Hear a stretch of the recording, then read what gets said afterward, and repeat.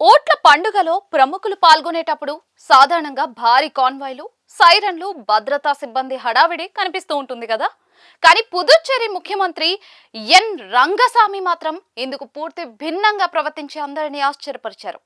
ఎలాంటి అధికారిక హంగు ఆర్భాటాలు లేకుండా సామాన్య పౌరుడిలా ఓటు వేసేందుకు వచ్చారు.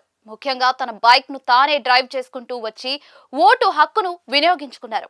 ప్రస్తుతం ఇందుకు సంబంధించిన వీడియో నెట్టింట తెగ వైరల్ అవుతోంది. ముఖ్యమంత్రి హోదాలో ఉన్న వ్యక్తికి ఉండే ప్రోటోకాల్ ను పక్కన పెట్టి ఆయన తన ఇంటి వద్ద నుంచి పోలింగ్ కేంద్రం వరకు ద్విచక్ర వాహనంపైనే ప్రయాణించారు. హెల్మెట్ ధరించి ట్రాఫిక్ నిబంధనలు పాటిస్తూ ఆయన రోడ్డుపై వెళ్తూ ఉంటే దారి పొడవునా జనం ఆసక్తిగా తిలకించారు.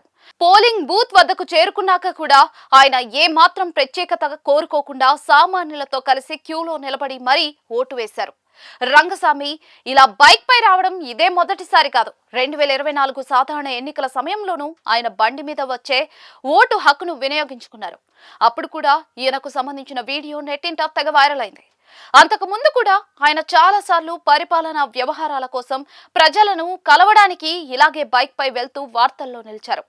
ముఖ్యమంత్రి హోదాలో ఉండి కూడా ఇంత నిరాడంబరంగా ఉండటం, సామాన్యులకు చేరువగా మెలగడం పట్ల సోషల్ మీడియాలో ప్రశంసల జల్లైతే కురుస్తూ ఉండగా పుదుచ్చేరి ప్రజలు ఆయన్ను ప్రేమగా బైక్ సీఎం అని పిలుచుకుంటూ ఉన్నారు. ముఖ్యమంత్రి గారే స్వయంగా బైక్ పై వచ్చి ఓటు వేసినప్పుడు మనకెందుకు బద్ధకం అంటూ స్థానిక యువత పెద్ద ఎత్తున ఓటింగ్ లో పాల్గొనడం విశేషంగా నిలుస్తోంది. బైక్ పై ప్రయాణించి ప్రజాస్వామ్యంలో ఓటు హక్కు ఎంత కీలకమో చెప్పడమే కాకుండా అధికార గర్వం లేకుండా ఎలా ఉండాలో కూడా ఆయన చెప్పకనే చెప్పారు. మరి సీఎం చేసిన పని చూస్తే మీకేమనిపిస్తుందో కామెంట్ల రూపంలో వెల్లడించండి.